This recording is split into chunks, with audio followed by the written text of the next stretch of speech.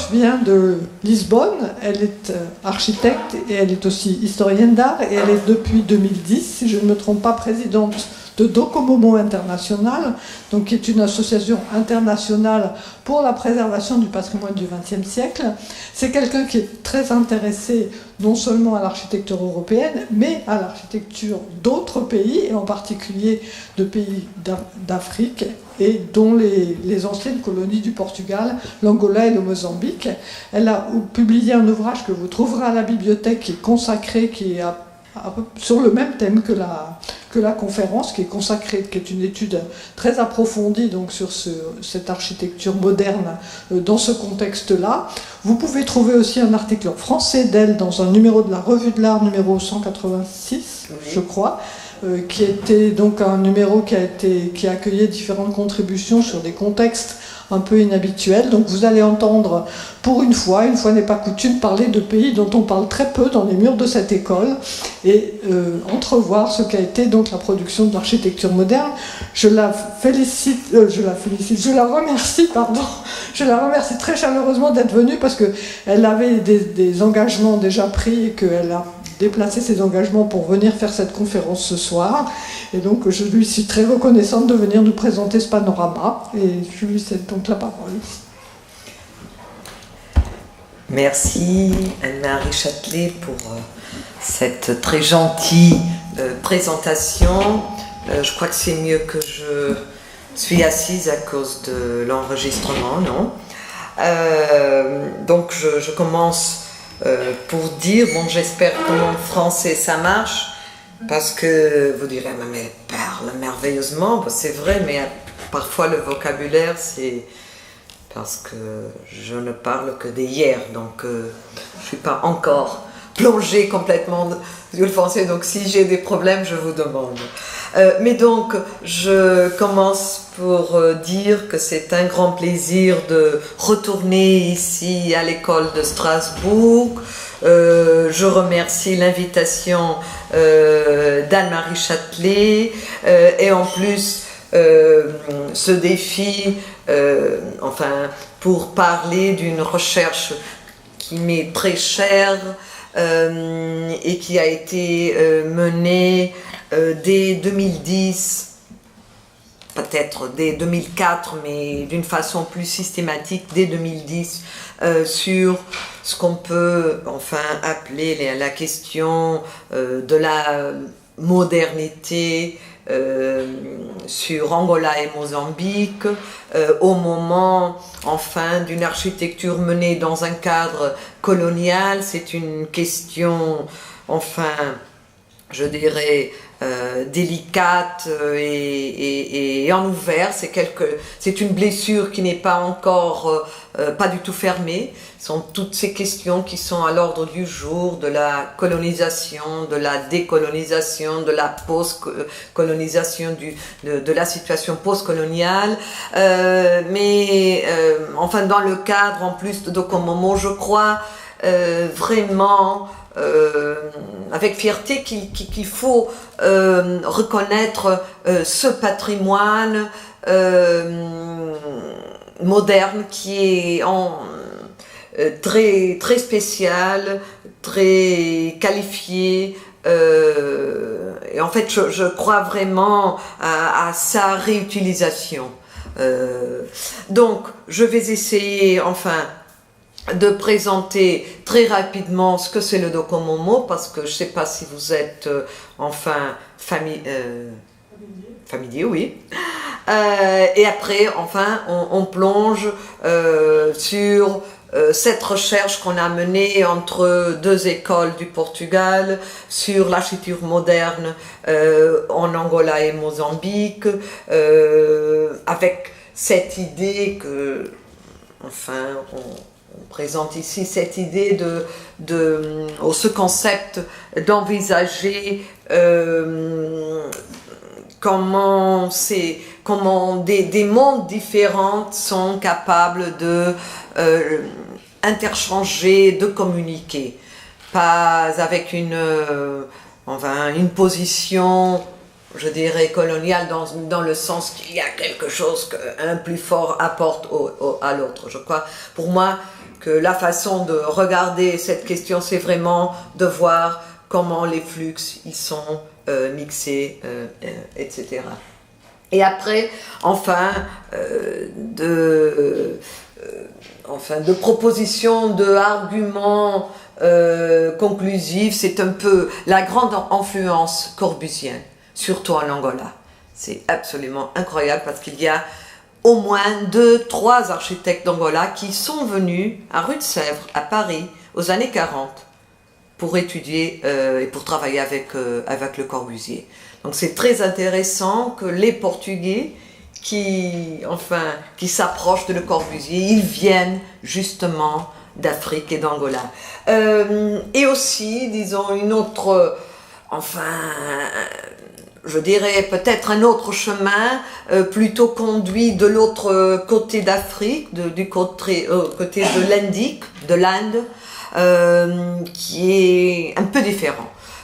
Et donc, c'est ce que je vous propose pour cette soirée. Donc, très rapidement, je voudrais vous présenter Docomomo. C'est un acronyme qui veut dire documentation, conservation du mouvement moderne. Donc c'est un réseau, une association qui a été créée en Hollande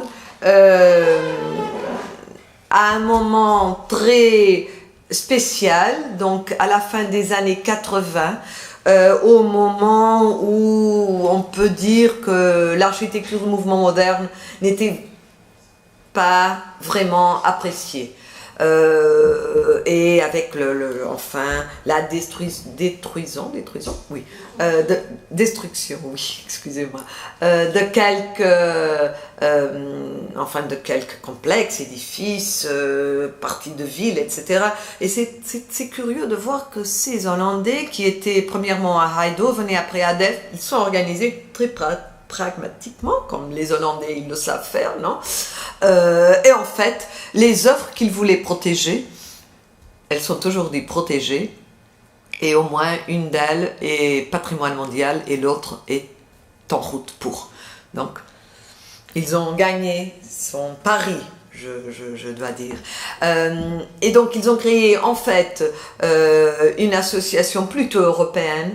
Est-ce qu'on peut dire, c'est que, disons, après 10 ans en Hollande, le Docomomo, le siège, a été transféré à Paris, à la Cité de l'Architecture, pendant presque 10 ans aussi.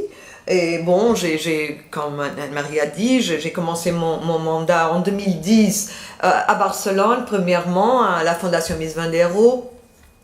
Et donc, dès 14, on est à Lisbonne.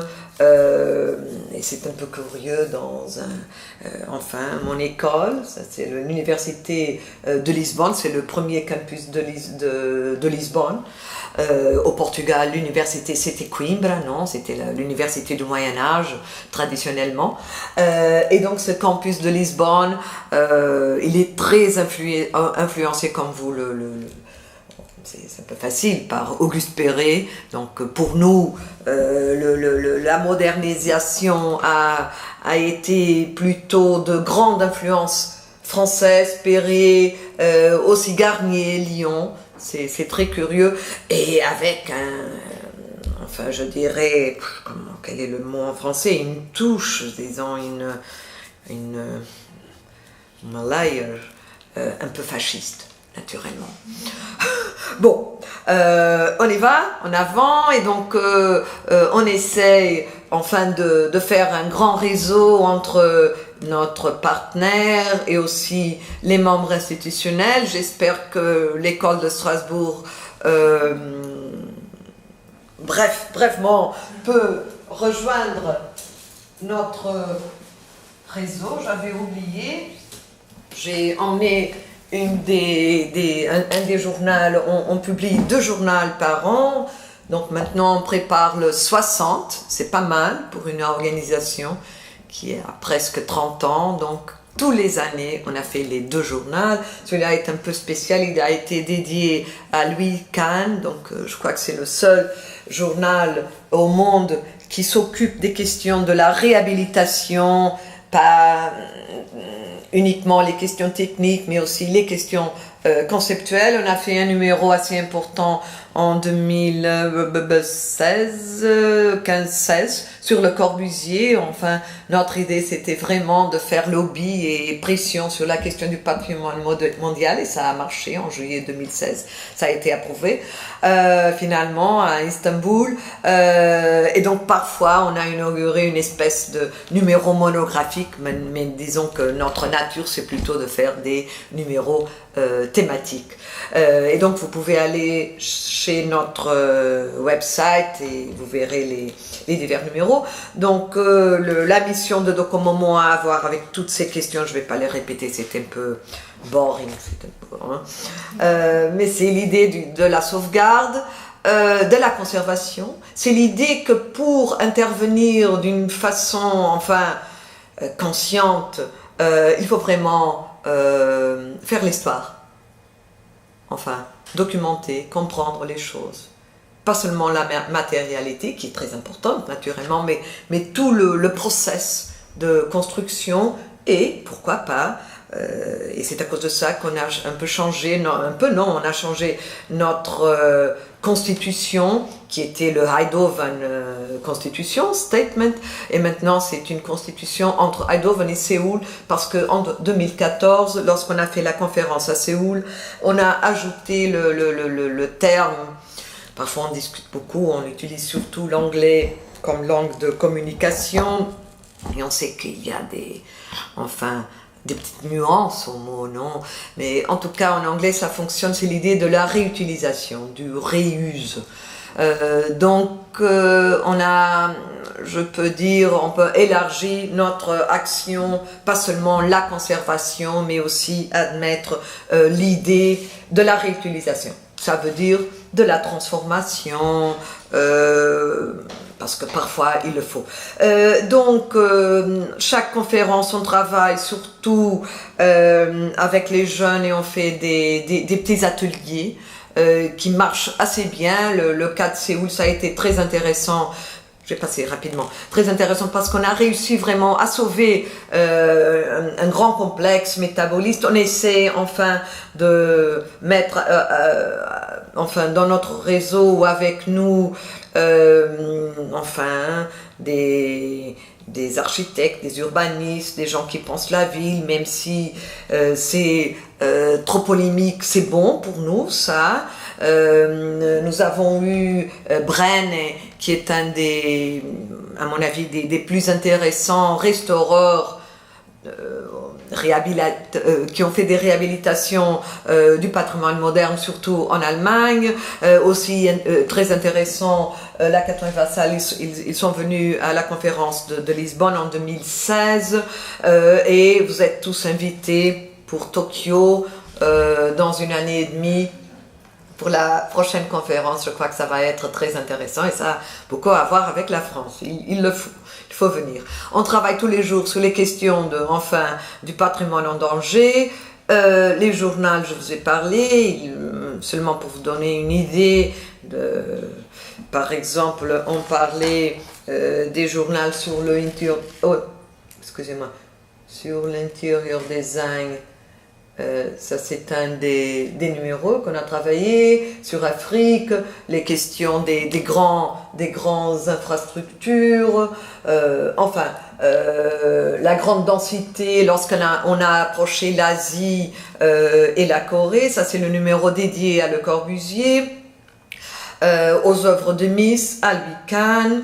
Le premier numéro qu'on a dédié au sud d'Asie, aux 13 pays de l'Amazona, le plus récent sur une vision possible sur l'Europe de l'Est, quelques autres publications, notamment celle ici. Bon, on est très fiers d'avoir publié avec les Chinois une espèce de traité avec les articles qui mènent sur les questions de la sauvegarde et de la conservation du moderne.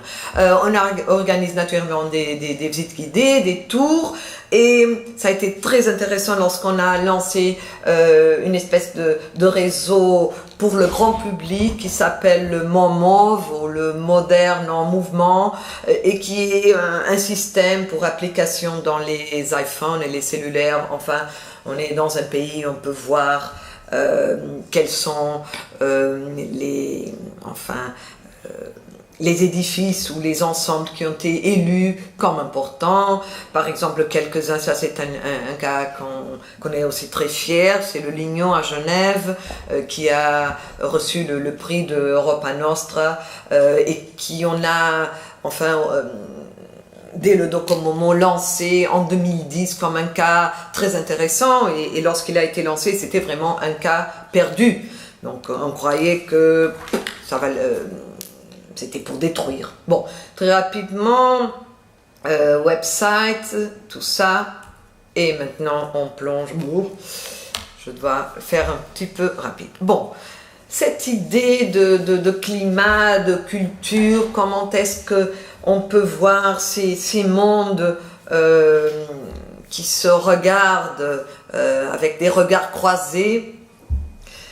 Et donc pour enfin développer ça, c'est plutôt le résultat d'une recherche menée par une, je dirais, grande équipe. Ce sont les profs, mais il y a plus de gens.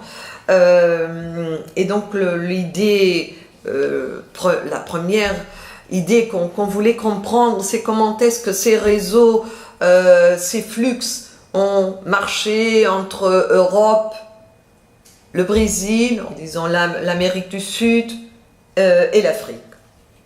Et après, essayer de comprendre comment est-ce qu'à ces petits pays, le Portugal, un pays dès 1926, un pays dictatorial, on peut dire fasciste, et je crois qu'il faut le dire à ce moment, parce qu'on dirait que ces choses reviennent encore.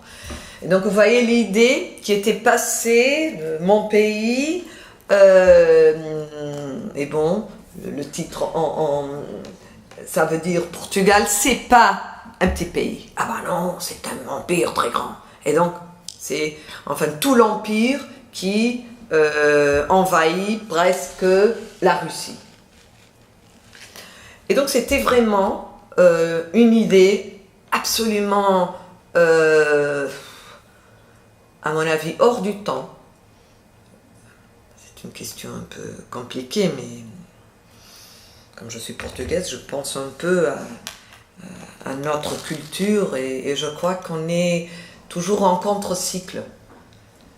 Lorsque l'Europe, elle tient dans une direction, nous sommes dans l'autre, et jusqu'à la fin de l'Empire, disons jusqu'à la Révolution démocratique, on a été réglé par un dictateur, qui est Salazar, qui avait une idée très propre de comment conduire la nation, de protéger le peuple, disons, et pour lui, c'était absolument naturel, le colonialisme, l'empire, l'idée, ici c'est la leçon de Salazar, c'est cette idée d'une vie presque ancien régime, non? C'est bon être pauvre, et ce qui c'est important, c'est d'être heureux et de croire à Dieu, quelque chose comme ça.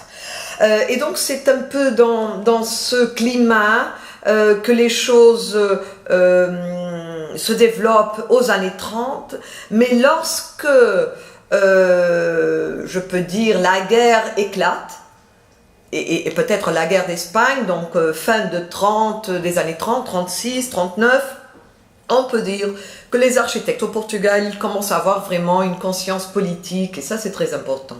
Et c'est très important aussi pour recevoir un très important livre qui est le Brasil Builds, qui est le catalogue de l'exposition qui a été qui a eu place à New York. Mariana Cardoso est en train de nous expliquer ça très bien. On espère sa thèse urgemment. Je vais plus dire maintenant. On attend ta thèse. Bon, mais pour dire seulement que ce livre, il a été très important au Portugal. Et donc, ça, quelque chose de différent commence en 1942. Aussi, la découverte, et je dois dire, de Le Corbusier, c'est surtout, disons, les vents de changement, ils viennent avec Le Corbusier, qui était un peu l'idole, et on commence à voir les Portugais, ici c'est Távora, et on peut voir aussi Kenzo Tange et Sakakura, les Japonais par exemple. Seulement, ça c'est Van Esteren de Amsterdam, mais pour dire que en fait, autour de Le Corbusier, même si on l'aime pas, s'il est agaçant, s'il est un peu insoutenable, tout ça, mais il a été très important comme déclencheur d'un mouvement. Et disons que on peut voir que ces années 40, ils sont vraiment importants. Ici, j'ai fait une espèce de chronologie. Et par exemple, c'est très intéressant de voir que la déclaration des droits humains, elle a été déclarée en 1948. C'est incroyable, non? Et en même temps, toutes ces dictatures, elles continuaient. Aussi les grandes discussions sur les questions du colonial, du tropicalisme, par exemple ici le livre de Gilberto Freire, la Maison Grande et Senzala, je sais pas, qui introduit un peu une idée très, comment dire, c'est pas social-démocrate, mais c'est une idée, enfin, de apaisement entre colonialisme, colonisation, colonisé et colonisateur, avec cette idée de lusotropicalisme, qu'on est tous très gentils, que ça marche très bien, c'est un peu cette idée, j'ai pas le temps pour développer, mais pour dire qu'il y a eu des atteints, et Salazar, il a travaillé sur ça, et en même temps, il y a enfin une architecture extraordinaire, à mon avis, qui a été produite sur ces pays avec des différences entre Angola et Mozambique, on va les voir, j'espère. Et aussi, il faut entendre et comprendre qu'au moment où, disons, ces complexes, par exemple, de lycées, d'écoles, etc., étaient en train d'être construits, la guerre, elle commençait. Et c'était une guerre, disons, après l'année de 1960, qui est une année très importante pour l'Afrique, non? C'est l'année de l'indépendance de 17 pays africains. Et donc, il paraît naturel qu'une guerre, on la voit un petit peu ici, non? Serait normal d'éclater dans les colonies ou sur les colonies portugaises. Et donc en 61, la guerre et c'est une guerre qu'on peut nommer de façon différente. Pour les colonisés, c'est la guerre de libération. Pour les colonisateurs, c'est la guerre d'Afrique, par exemple. Mais en fait, quelque chose commence à changer, même au Portugal, en 61. L'année suivante, c'est Mozambique aussi qui se rebelle avec les mouvements de libération. Et on va arriver finalement à 74, qui est enfin un moment très spécial pour la culture portugaise. C'est la révolution des œillets, suivie naturellement l'année suivante par l'indépendance des colonies. Et ça a été très étrange parce que tout le monde, on dirait qu'il était heureux. Pour nous, ça a été, pour ma génération, ça a été vraiment quelque chose de naturel de terminer ce process qui était plutôt, qui n'était plus soutenable dans une logique du XXe siècle. Et c'est très intéressant de voir, enfin, quels sont enfin, un héritage naturellement de cette période coloniale, mais qui à la fin, et ça a été très intéressant, par exemple ici à Mozambique, j'ai réussi à travailler sur les archives des œuvres publiques, qui étaient vraiment fermées, je ne sais pas, il y a 30 ans ou à 20 ans. Et ça a été très intéressant parce qu'au début, j'étais vue comme quelqu'un de dehors, c'est étrange, elle est là, et ces papiers, ils ne nous appartiennent pas. C'est quelque chose de colonial, c'est eux qui l'ont fait.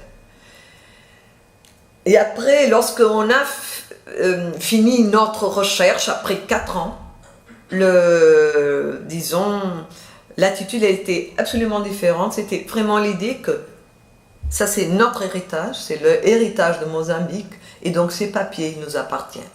C'est très intéressant de voir ça parce que, en fait, je disais aujourd'hui, on discutait beaucoup de cette histoire de colonisation, enfin toute l'histoire de l'humanité c'est une terrible histoire de colonisation. Bon, et qu'il faut,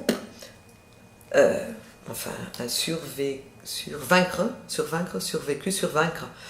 j'imagine, à cette chose. Mais c'est pas facile. Et donc, on a, enfin, ce groupe de profs et de chercheurs, on a eu je peux dire, le courage de dire, il faut qu'on aille, allons-y un peu étudier qu'est-ce que sont ces villes au moment, et ça c'est très dur, non, que cette ville coloniale, elles ont déclenché des processus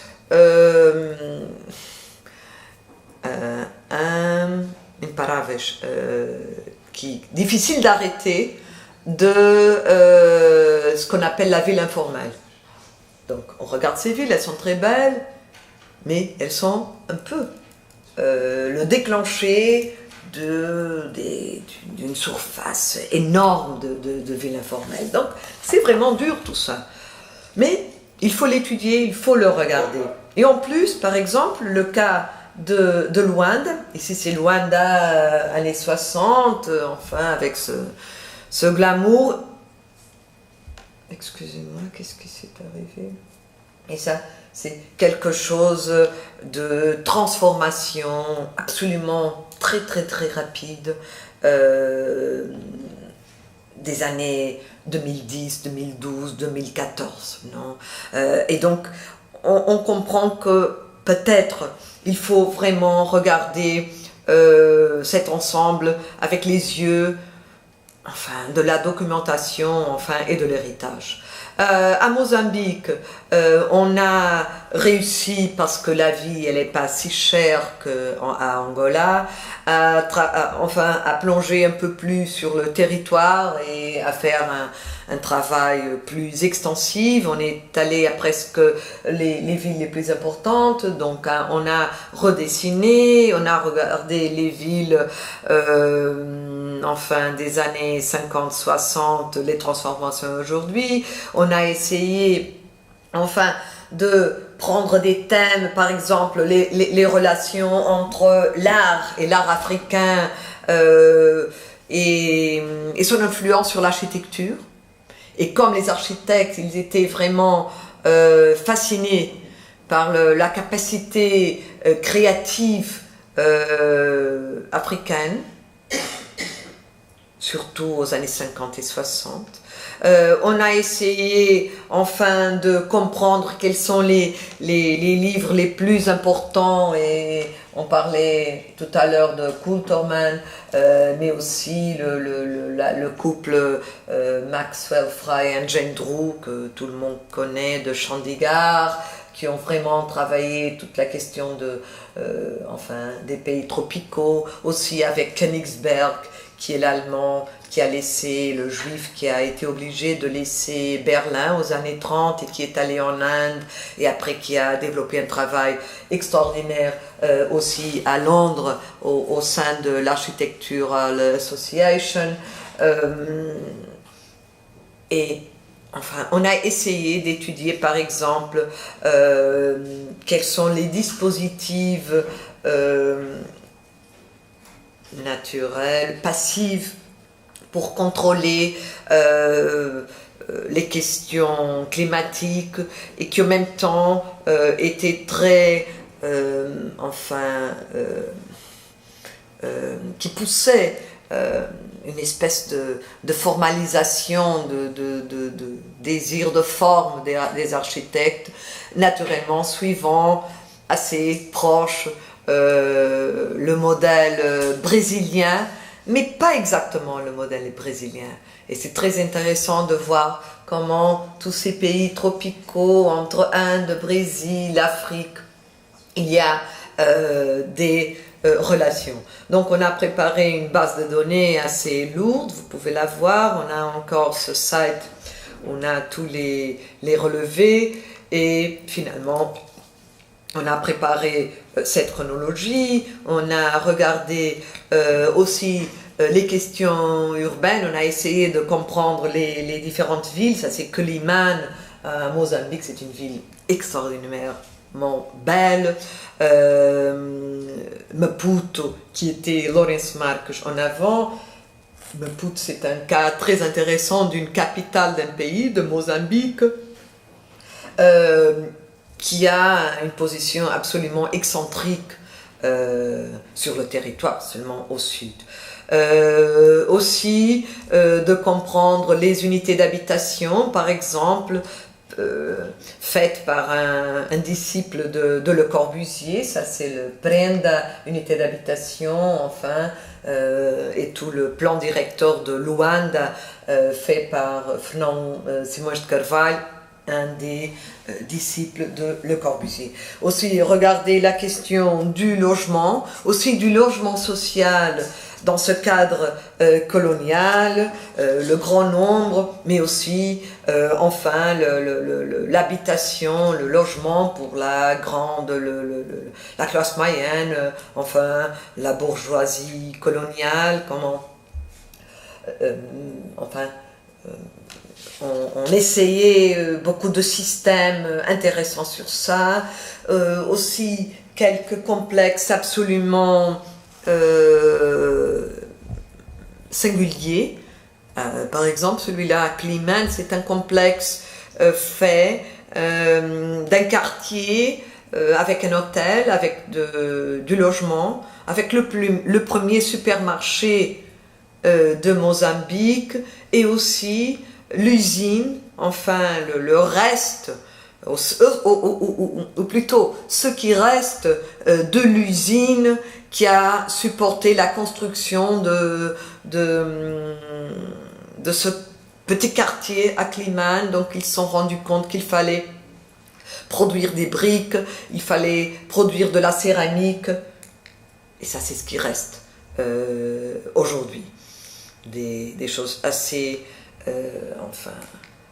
intéressantes, des relations très intéressantes, surtout cette architecture religieuse avec le Sud-Amérique. Au-delà, ça c'est très brésilien, non, mais l'autre c'était très mexicain, non, comment ces idées, elles naviguent, et après aussi, ou finalement, deux typologies fonctionnelles très spéciales en Afrique. Je dirais en Angola, le programme des cinémas au grand air, on dit comme ça, open air, en plein air, c'est magnifique, donc comment dit-on, usufruir, disfrutar, profiter, mais c'est plus que profiter, c'est un grand plaisir, non, d'être enfin les nuits, enfin charmantes de Luanda, au cinéma. Et en fait, il y a un ensemble extraordinaire de cinéma. Celui-ci, c'est le Miramar, ça veut dire regardant la mer, et donc c'est au top, dans le point, le sommet, oui, exactement, de Luanda, regardant enfin toute la baie. Bon, c'est très très joli. Mais aussi, par exemple, à Lubito, ce absolument extraordinaire système, cette structure de cinéma qui était, je sais pas, qu'est-ce qui se passe aujourd'hui, parce que là-bas aussi les choses, elles sont assez rapides parfois, et qui fonctionne. Donc la réutilisation, c'est la structure en pleine décadence, et c'est une école où les enfants, vous voyez, ils emmènent ces petites chaises. C'est la structure qui est vraiment utilisée. En fait, les écoles, surtout de l'autre côté à Mozambique, ça a été un programme très intéressant aux années 60, vraiment. C'est une typologie qui a été définie par un architecte, enfin ces architectes qu'on peut dire presque gris, un architecte que personne ne connaît, et qui a fait un travail extraordinaire de définition d'une typologie qui a été répétée dans tout le territoire mozambicain et qui en plus a permis d'avoir des premières femmes architectes. Et Ruth Bott, c'est une des premières femmes architectes portugaises qui ont enfin signé un projet. Mais donc c'est un thème très intéressant et c'est un thème vraiment un cas très important, singulier de réutilisation aujourd'hui. Donc c'est, à mon avis, ou dans mon manière de penser, c'est un peu la justification de prendre cet héritage comme des structures qu'il faut les reprendre et pas les détruire. Disons que c'est moins soutenable économiquement, socialement, culturellement, de les détruire et de faire le nouveau que de les récupérer. Donc, on a pris presque 30 cas d'études, on les a redessinés, parce que, en fait, après la documentation, enfin, l'idée, le atout de la conservation, il faut avoir de la rigueur, non? Et donc, on s'est rendu compte que ce serait très bon de redessiner. Ça, c'est un cas très intéressant, j'imagine. Ça, c'est une des régions qui a été la plus dévastée par le tsunami et les comment dit-on, les pluies, les floods. L'eau les inondations, merci, excusez-moi parfois. Très récente en Mozambique, c'est Beira, c'est presque une ville détruite, mais c'est incroyable. Et ça, c'est un cas très intéressant de discussion sur le thème de l'héritage. Qu'est-ce que c'est l'héritage? On dirait que c'est quelque chose qu'on partage comme quelque chose qui nous appartient, qui appartient à un groupe, qui appartient à une communauté. Et cette gare de Beira, c'est si curieux qu'elle a été l'image des premiers, de l'argent, des premiers, comment dit-on, moedas? Moedas. Oui, argent, mais les coins. Les pièces. Des premières pièces de l'indépendance de Mozambique. C'était l'image.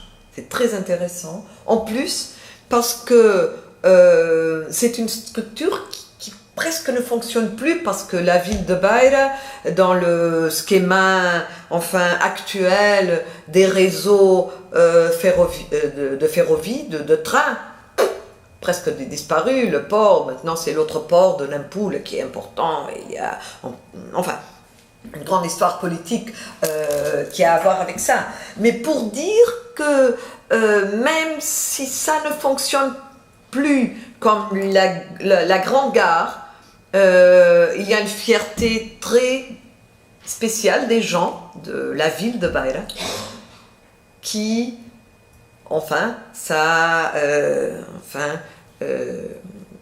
donné origine à le métical, qui est la pièce de l'argent de Mozambique après du Mozambique indépendant. Sur ce projet, on a aussi fait une officine et ça a été très intéressant parce que on l'a fait à Maputo, à Mozambique. Luanda, au moment, c'était pas possible. Et donc, on a pris 6 cas d'études qui étaient déjà dessinés. On a fait des groupes d'étudiants de diverses années, de différentes années. Ça a été très intéressant parce que, en fait, on s'est rendu compte que cette matière, c'était pas une matière de l'académie. Donc, à l'école d'architecture, l'histoire de l'architecture moderne du propre pays n'existait pas parce que c'était colonial, donc c'était quelque chose d'oublié, qu'il fallait oublier. Et c'était très intéressant, en fait, de voir que les jeunes étudiants, ils étaient absolument touchés de réaliser que, enfin, ces immeubles, ces ensembles qu'ils connaissaient bien de leur vie, parce qu'ils sont encore en utilisation, tout d'un coup devenaient quelque chose de spécial, quelque chose d'important. Et donc, allons-y voir qu'est-ce que ça peut être l'influence corbusienne sur cette production et ces architectes. C'est un cas très singulier, ça c'est un des architectes qui a fui le Portugal, Castro Rodrigues. En fait, il était poursuivi par la police politique et c'était très étrange, enfin, le cas portugais, parce que le gouverneur de cette ville de Lubito, non, je sais pas, mais la ville de Lubito, c'est une ville au sud de Luanda, l'a reçu et l'a, disons, protégé. Et donc il a fait un travail exceptionnel, il a traduit la charte d'Athènes en portugais, et il a mené un travail comme architecte, comme enfin déclencheur aussi du travail anthropologue sur l'art africain. Il a créé un musée, bon, il a fait des tas de choses. Un autre cas, celui-là, Vasco da Costa, ça c'est son projet de thèse défendu à l'école de Porto. Donc il était un architecte de Luanda, il est allé à Porto, enfin finir son cours d'architecture, après finir le cours Paris, rue de Sèvres, et on le voit en fait à Luanda. Et c'est très curieux parce qu'il est un des architectes qui a resté et qui se disait africain, que se disait angolin, angolin, oui, d'Angola, et qui a resté après la Révolution parce que pour lui, son pays c'était Angola et il est décédé à Angola. C'était une de ses œuvres qui a été déjà détruite, le marché de Kinachiche. C'était très intéressant, ça c'est, je crois que c'est le thème de l'affiche de cette conférence. Donc c'est un des grands édifices de Vasco da Costa à Luanda, en Luanda, où on peut voir tous ces systèmes de ventilation croisée, de sombre, qui est enfin développé en dessin par l'architecte comme enfin une espèce de défi formel pour affirmer cette architecture très neuve, très nouvelle, très positive. Par exemple, cet ensemble de logements sociaux, celui-là c'est aussi très intéressant, la façon dont les circulations sont faites, les systèmes de ventilation et tout ça. Et finalement, cette œuvre, qui est une œuvre énorme, c'était un grand projet, c'était l'université vétérinaire de Angola, à Huambo, et enfin, disons qu'une petite partie a été construite, elle est très en décadence encore, et si tout l'université, si tout son projet serait fait, serait en fait l'université de vétérinaire la plus grande de l'Afrique. C'est une chose absolument extraordinaire qui a beaucoup à voir avec les questions du brutalisme. C'est quelque chose qu'on a enfin développé, cette relation avec Le Corbusier. C'est vraiment magnifique, cette construction. Et pour terminer, j'aimerais bien donner un peu une idée, enfin j'ai choisi 2 auteurs, pourrait être autres, donc Vasco da Costa et maintenant Pancho Guedes. Pancho Guedes, c'est un architecte, enfin il est né à Lisbonne, mais avec 1 an, il est allé à Cap-Verde, après à São Tomé et Príncipe et à Mozambique, donc il ne sait pas qu'est-ce que c'est de vivre à la métropole, disons. Il était vraiment un type très très curieux, très admirateur de Le Corbusier. Il a étudié à Afrique du Sud à Witwatersrand University avec Marty San, qui était un disciple de Le Corbusier. Donc il a été, disons, éduqué, on dit éduqué ? Élevé. Sur les idées du mouvement moderne, et après en fait il a fait il a tourné la page, enfin en découvrant ces possibilités, enfin qui ont, à son avis, et je le crois, qui ont beaucoup à voir avec cet environnement africain, au moins au Mozambique, cette création ab initio des artistes. Et il a mené une histoire très, très jolie avec son ami Malangatana. Malangatana, ici.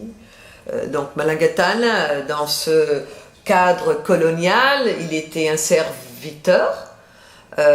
Il prenait garde d'enfants et il prenait les petites boules du tennis où les coloniales jouaient.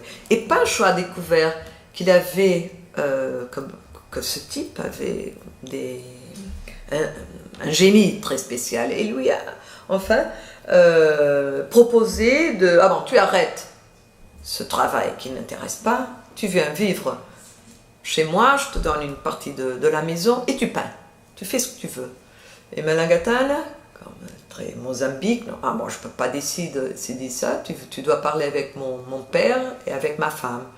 Mais donc, Pancho est allé à son village, et bon, ils sont arrangés, et ce qui est arrivé, c'est que Malangatana, il est décédé il a 4 ans, il est un des grands peintres africain.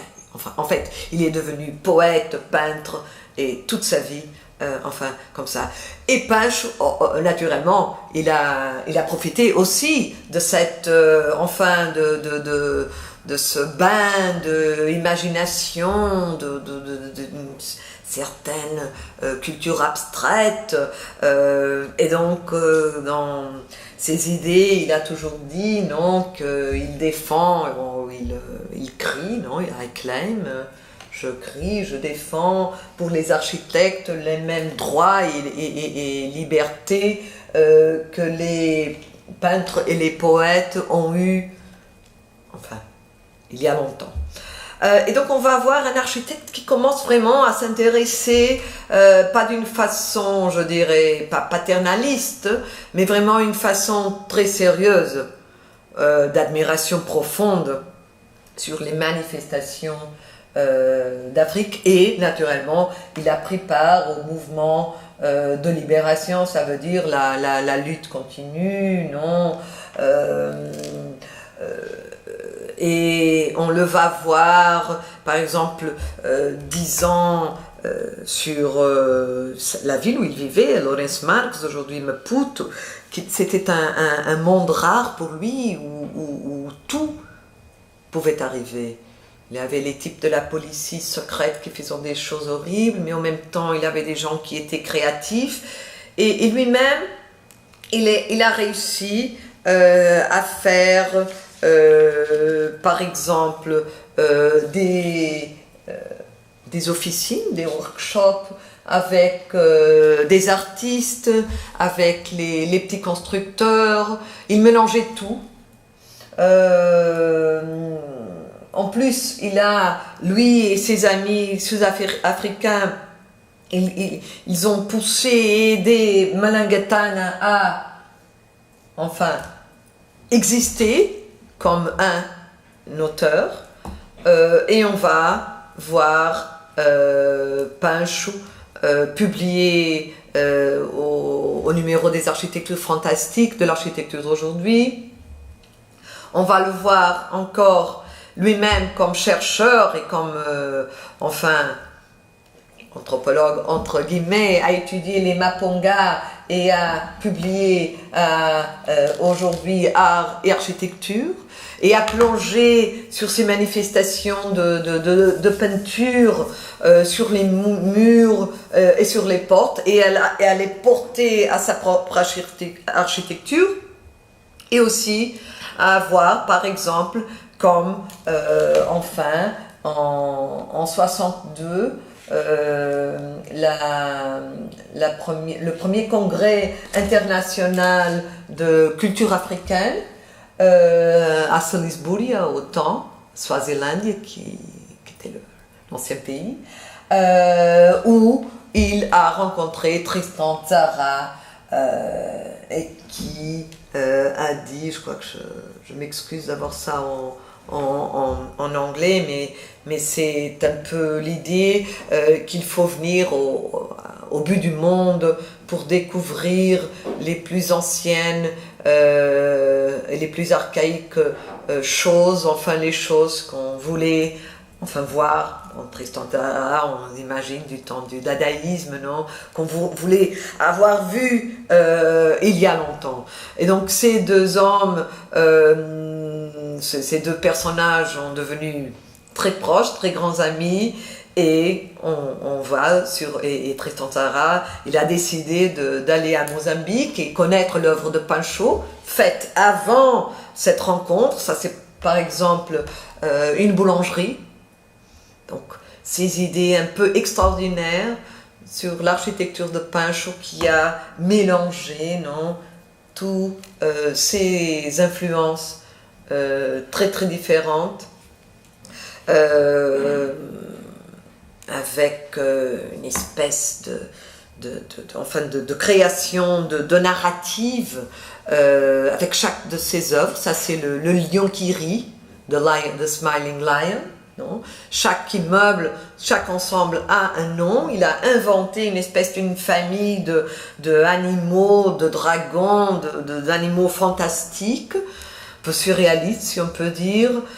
Ici on voit justement les peintures qu'il a amenées des Maponga et de ses travaux, et même dans on pourrait dire un simple immeuble de logement. Il a introduit les peintures, il a fait les systèmes de galeries très créatives. Si on regarde un petit peu cette coupe, on comprend que chaque maison est différente de l'autre, et en plus il a amené au propre centre-ville ses travaux, une espèce de gloire de l'art sur l'architecture, d'une énorme imagination et fantaisie,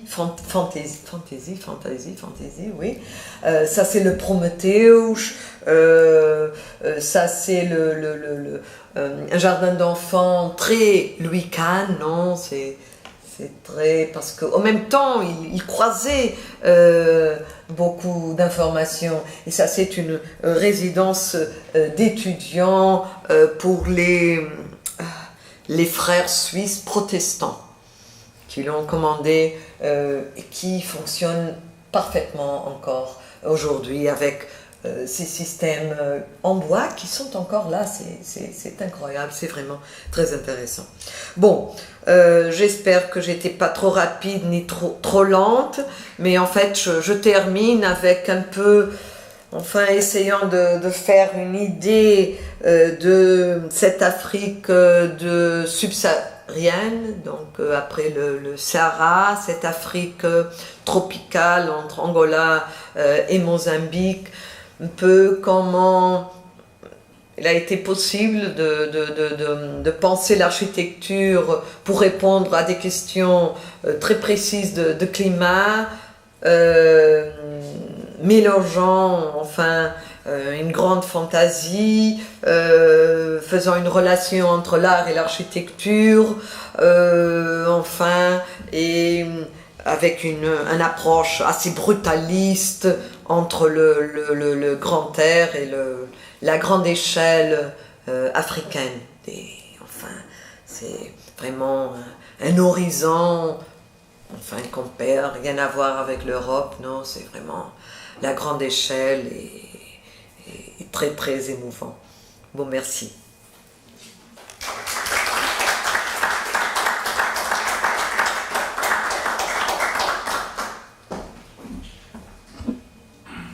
Je ne sais pas s'il y a peut-être des commentaires, des questions. Merci beaucoup pour ce vaste panorama enthousiasmant. Je ne sais pas, il y a des questions sur un point ou un autre, ou des curiosités. Une question pour un changement, c'est l'image de Pancho, où il y a un immeuble, où il y a la climatisation.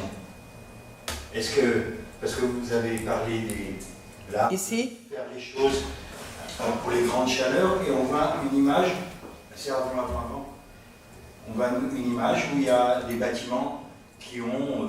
Ah, mais oui, mais c'est partout aujourd'hui. Ah, aujourd'hui, c'est partout. Mais alors, c'est des bâtiments qui, à l'origine, n'avaient pas... Oui, et parfois, bon, ça dépend naturellement, mais parfois, la climatisation, disons, la caisse, la boîte d'air conditionné, elle est mise, parfois, je dirais, premièrement parce que les constructions, elles sont plus aménagées suffisamment, et donc parfois ça suffit de mettre une porte ou de fermer quelque chose pour que ça fonctionne plus. Ça peut être. Mais aussi je crois que les standards des gens, enfin notre standard de confort a changé un petit peu. Pas un peu, complètement. Oui. Et en plus, il y a une autre chose, que c'est ces villes, disons, elles sont pas soutenables, ou elles sont difficilement soutenables. Ça, les chaleurs de la ville aussi augmentent. Non, et aussi les mosquitos. Les moustiques. Ah, ça c'est très important, les moustiques. Donc, là, on a vu, pour ce qui reste du patrimoine, beaucoup de choses, les blocs de climatisation apparaissent un peu. Ah oui, partout, parce qu'il faut, pour que cette chose fonctionne, ce système de climat passif, il faut vraiment qu'il ait une ventilation permanente. Sinon, les moustiques, c'est fini. Par exemple, Vasfir de Costa Angola, parfois je me suis rendu compte, mais c'est très étrange, il a fait, on dit, implantation, donc il a implanté l'édifice, c'est pas bien ça à cause du soleil. Et après, je me suis rendu compte, non, il l'a fait comme ça, disons, le soleil, ça fonctionne pas si bien, disons, il a trop de soleil sur une façade, parce que la question, c'est la moustique. Donc pour lui, l'important, c'était d'implanter contre les vents dominants. Ça, c'était la question. Et ce qui se passe, c'est que maintenant, les villes, elles sont développées d'une façon incroyable, l'informel, tout ça.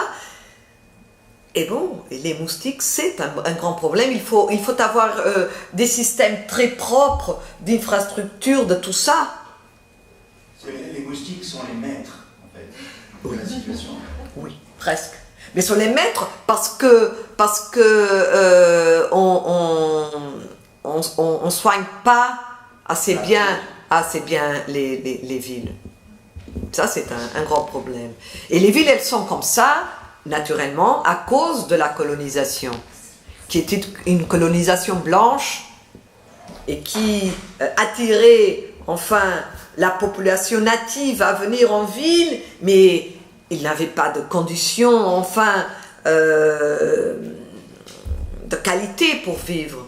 Et donc, ça a été vraiment la boule de neige, et ça, c'est un grand, grand problème. Et c'est un grand problème pour cet héritage aussi. On peut dire ça n'a rien à voir, non, parce que c'est une question environnementale. Je voulais poser une question. J'ai eu l'occasion de travailler au Cameroun et dans certaines grandes villes, c'était une colonie allemande avant la guerre.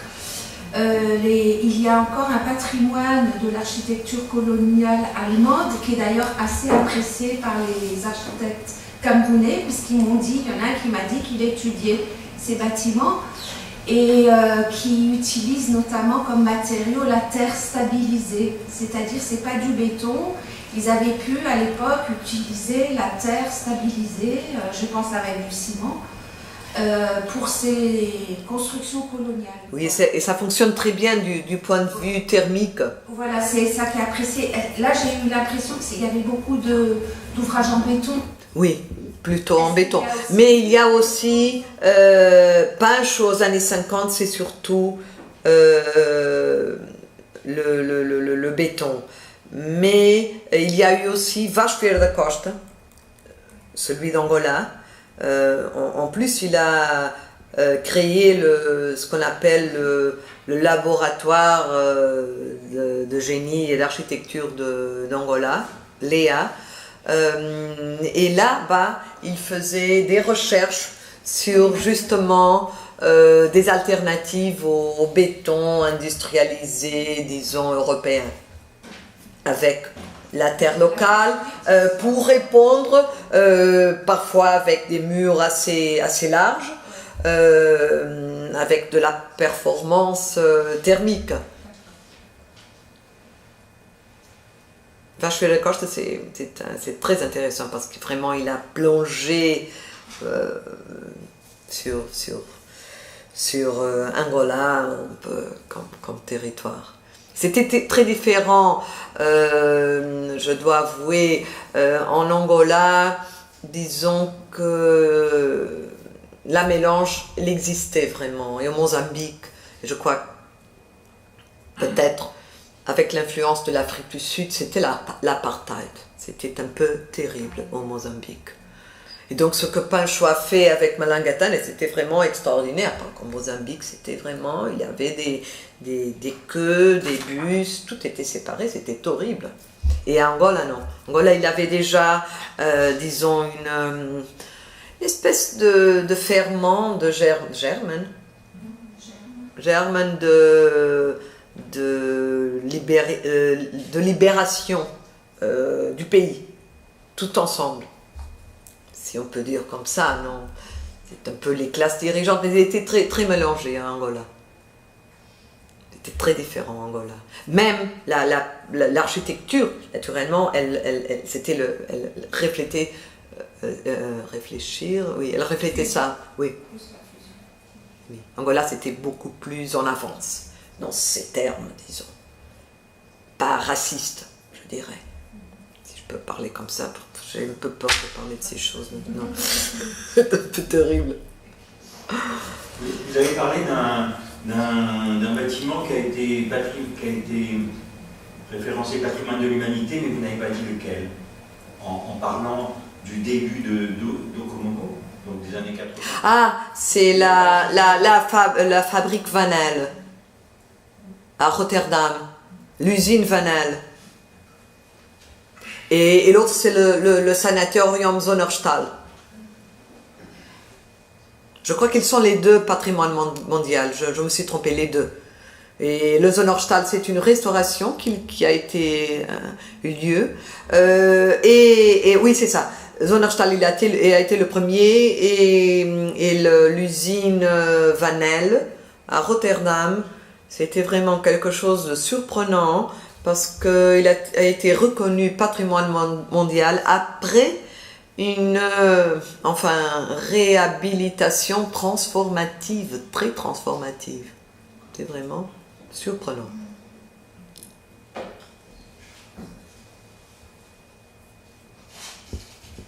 Ouais, j'avais une question, il n'y en a pas qui apparaissent, j'avais une question.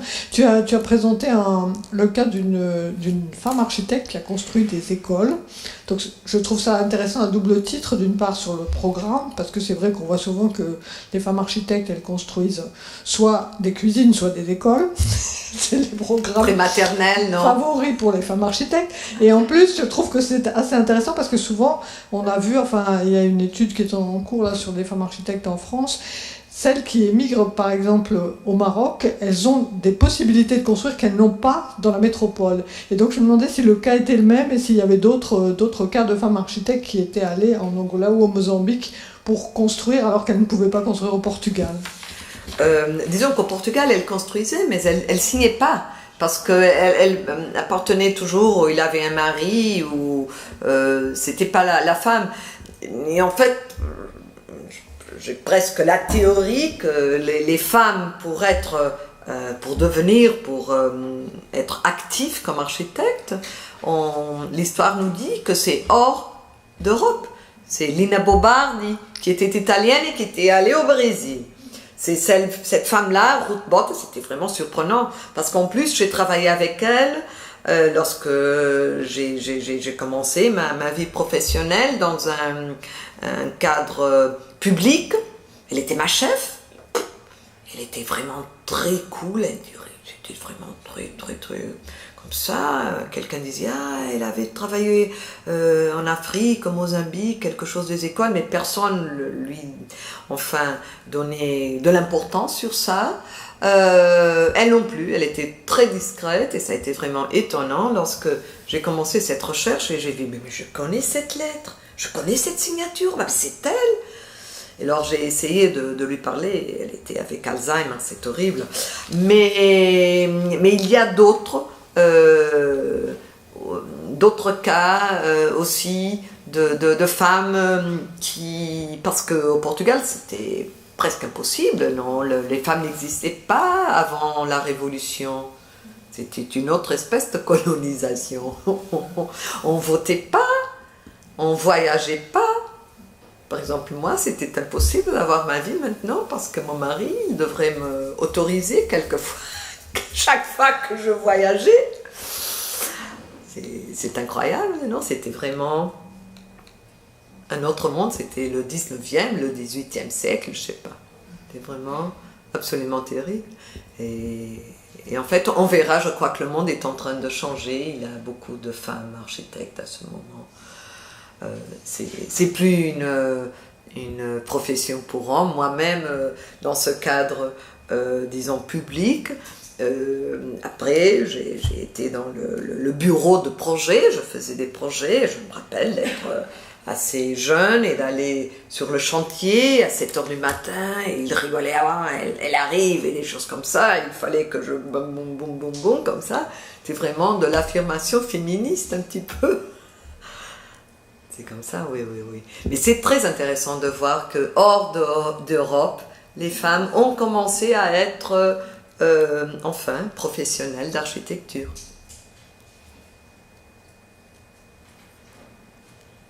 Donc l'Europe, elle est vraiment très ancienne. It's a very ancient world. Excusez-moi, quand vous avez fait les recherches sur les archives, est-ce que vous étiez en Angola? Mozambique. Angola, ça a été très difficile, les archives. Les Mozambicains, au moment où vous faites ces 4 ans de recherche... Ça a changé. Mais oui, on a bien compris, ça c'est super, mais est-ce que vous étiez dans votre moment de recherche avec les gens de Mozambique? Vous cherchez avec eux? Non, au début je cherchais absolument seule et ils croyaient que ça c'était pour la poubelle. Donc j'ai pris les tiroirs, je crois, avec de la poussière des années, dès la Révolution. Je crois que c'était quelque chose qu'il voulait, enfin... Et ça aurait pu être la même chose si vous aviez eu une personne comme vous en même temps en Angola, il se serait passé à peu près la même chose ou pas? Je sais pas, parce que finalement en Angola il y a des archives. J'ai par exemple une doctorante qui est en train de faire un travail très très intéressant et elle a découvert maintenant les archives. C'est une question de patience et d'avoir le temps. La question en Angola, c'est qu'on avait... C'était une recherche, vous savez, de la Fondation de la Science et Technologie avec un argent comme ça. Je me rappelle qu'en Angola, on mangeait des oranges et de l'eau parce qu'on n'arrivait pas à aller à un restaurant, c'était trop cher même pour nous. Et donc, on n'a pas eu, enfin, l'aisance de rester là, le temps suffisant. Pour aller aux archives, il faut gagner la confiance des gens et ça prend du temps. Non, il faut parler,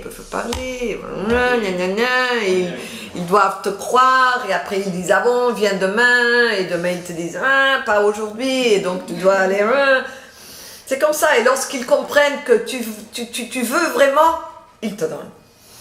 Et ça a été un peu comme ça. Et je crois que ce qui s'est passé à ce moment en Angola, c'est qu'on n'a eu pas le temps suffisant. Et par exemple, Margarida Quintin, qui est en train justement d'étudier Vasco Ferreira da Costa, elle a réussi à trouver un fils, la maison et l'archive, c'est incroyable maintenant.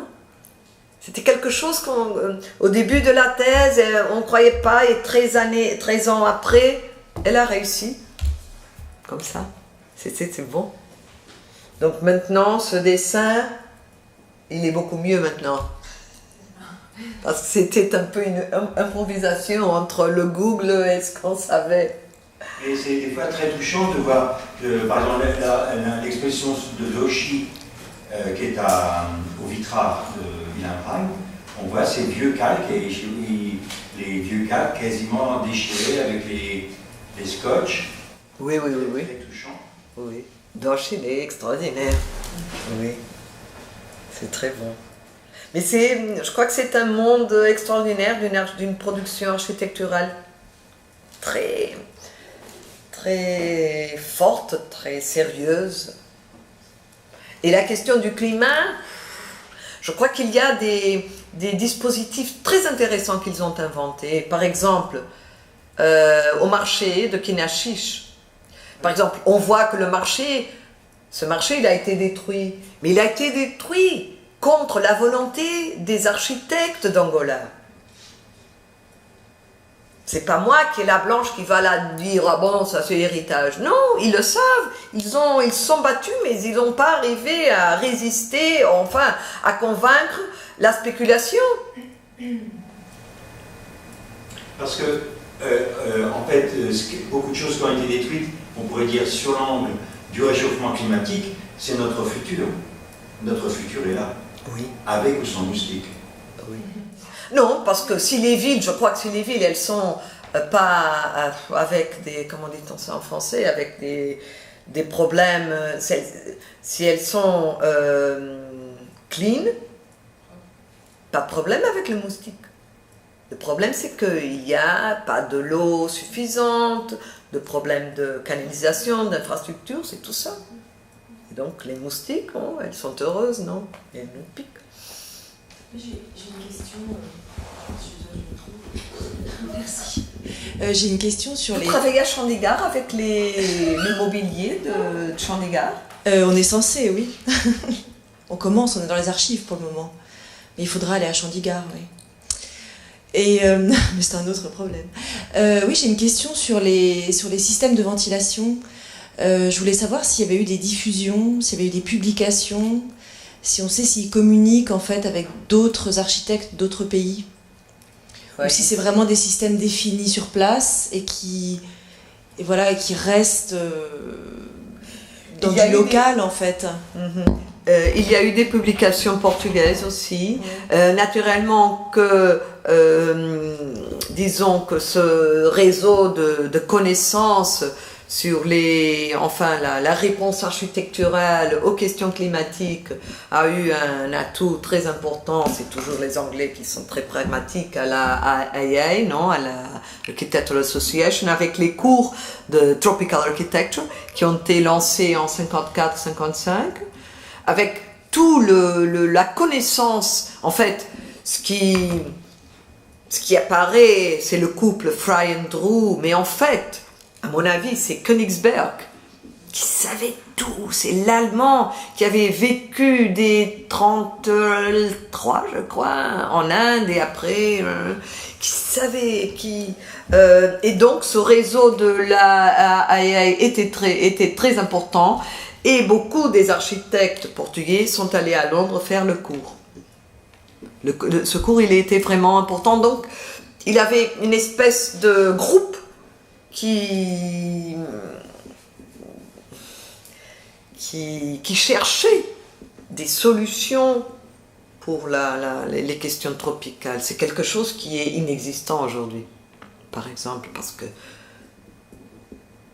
chez ces places assez chaudes et humides, etc., c'est le système mécanique et le système mécanique appliqué à des constructions en verre. C'est fou. Des Chinois. C'est fou. C'est fou. C'est insoutenable pour le futur, je crois. Mais peut-être c'est compréhensible. Vous savez, l'effet Dubaï, donc l'argent, on est riche, on a le droit aussi à avoir des choses, des choses comme ça, étranges, et des perles et des bijoux, pourquoi pas. C'est compliqué même du point de vue anthropologique, social, non, d'affirmation.